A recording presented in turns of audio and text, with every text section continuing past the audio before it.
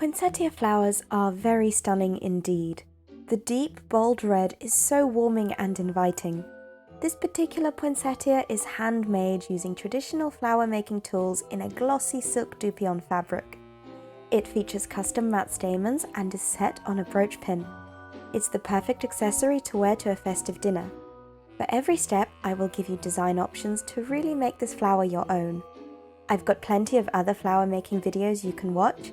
I'll link to my favourite velvet holly leaves in the top right. But for now, let's focus on the poinsettia and get started.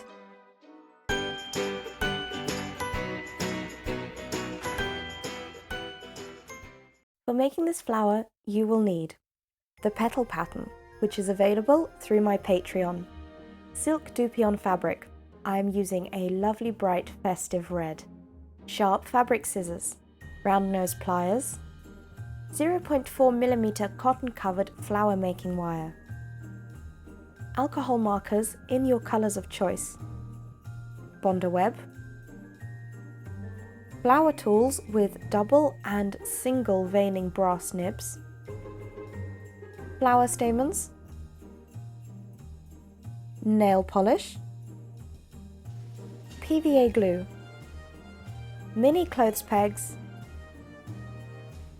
A needle and thread, and a matching felt. A cat is optional but is highly recommended.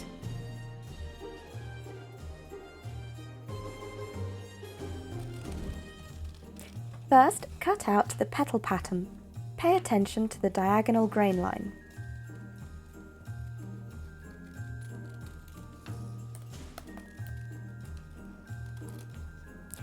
Make sure you position the petals on the bias of the fabric grain line. This is standard practice for most flower making. I am using a friction pen to draw each petal onto the fabric before cutting out. You will need 7 medium petals and 7 small petals, but there is no reason why you can't mix it up and cut out more or fewer petals to make a fuller or more demure flower. I always encourage you to experiment and find your own way of making things. Next up, you will need to cut some lengths of wire. I am using 10cm lengths for the medium petal and 9cm lengths for the small petal. My wire is very thin at 0.4mm. It is also cotton covered. The cotton coating prevents the wire from rusting and will also come in useful for sticking the wire to the fabric and colouring it. To colour the wire, I am using some alcohol markers, but you can also use fabric paint or dye if that is what you have to hand. I am choosing to colour my wire red, but you can make it green for a more realistic look.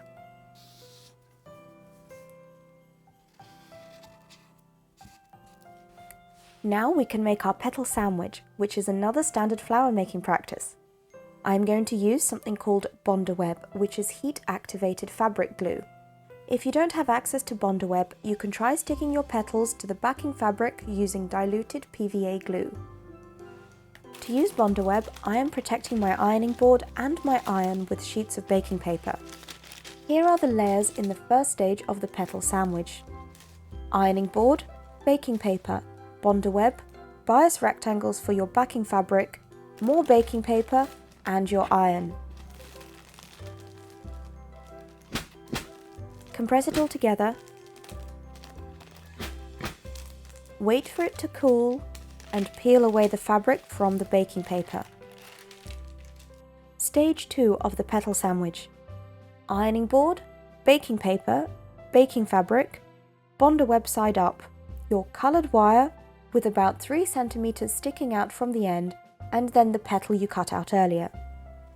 Top that with a clean sheet of baking paper and use the iron to compress it together. Sometimes I add a bit of steam to make sure that bonder web has really melted.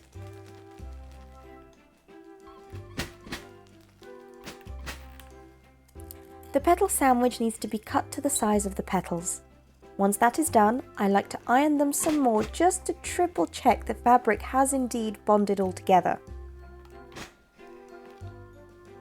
Here's the exciting bit, the flower tools. I will be using the double and single veining nibs.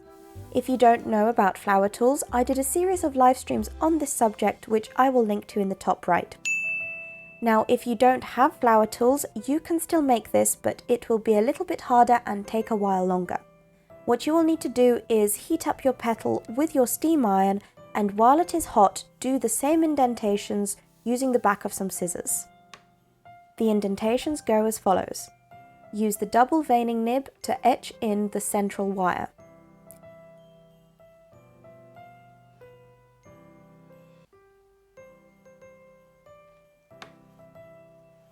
Once you've done all the leaves, carefully change to the single veining nib and do the following. Starting from the top of the leaf, working from the edge towards the central wire, draw a curved concave line in an artistic arc. Different types of motions with these tools will give different results. There are plenty of freely available books online at archive.org that you can read that will talk you through these veining marking methods.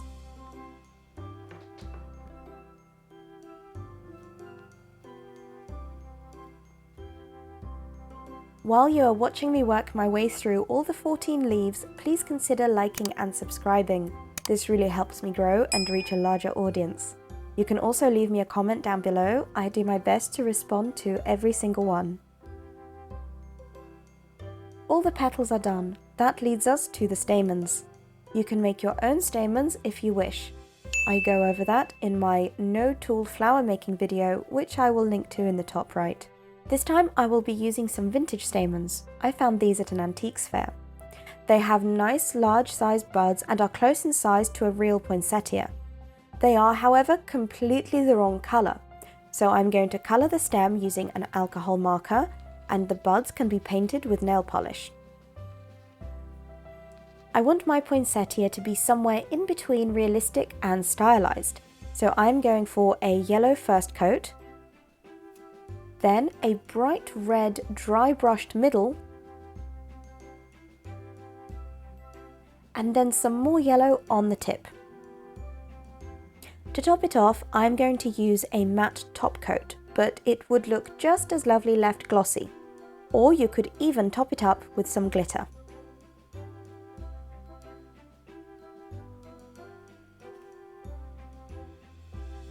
Here are my finished stamens. What do you think? Do you like them? I think they've ended up looking quite unique. We are going to have to take a break here, as when I brought in the Christmas tree from outside, it also brought in some bugs. Drusilla is inspecting the ceiling and planning some hunting maneuvers. To give the petals some dimension, I'm going to pleat the bottom edges. You can choose to do this with a needle and thread, but PVA glue is much faster. I'm going to paint some PVA onto the front and back of the base of the petal, and then pleat it together. To keep it in place while the glue dries, I'm using some mini clothes pegs. The glue is all dry. Let's assemble the flower. First, the stamens. I have tied them together at the base using a needle and thread. Then for the petals. My concept here is to swirl the flower together, making it look very delicate. I have gathered the smaller petals at the base along with the stamens. Then, just twist all the wires together. This should trap the stamens in the middle of all the wires. If you struggle to twist the mass of wires, use rounded nose pliers to help you hold everything while you use your other hand to twist. Then distribute all the petals evenly around the stamens.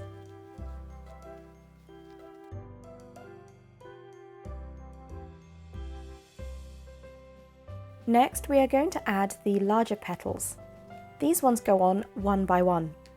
I am positioning each one in between the smaller petals so that they are layered in an artistic way. When I am happy with a petal position, I twist the wire up the stem of the previously twisted wires. Once again, the rounded nose pliers can come in handy to hold and compress everything together.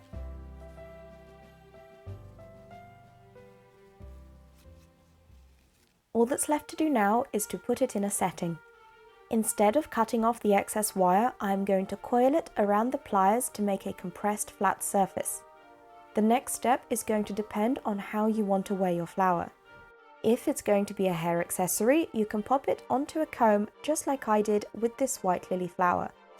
I go over how to do this in the video linked in the top right. Or you can use an alligator clip, which is going to be a similar process to setting it on a brooch pin, except you should use hot glue instead of sewing it. Or you can put it on a Barrett hair clip, in which case, instead of cutting out a circle of felt, use a rectangle. Since I will be setting my flower on a brooch, I am cutting out a circle from my felt offcuts from previous hat projects.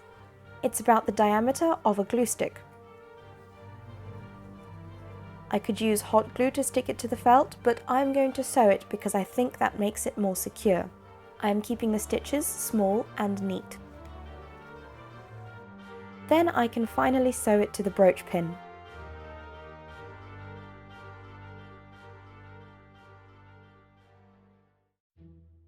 And here is the final flower. I love how the shine of the silk dupion complements and contrasts with the matte custom painted stamens. If you are feeling particularly festive, last year I made hats out of gingerbread, so you should watch that video next. Thank you so much for watching, liking and subscribing. See you next time. Bye!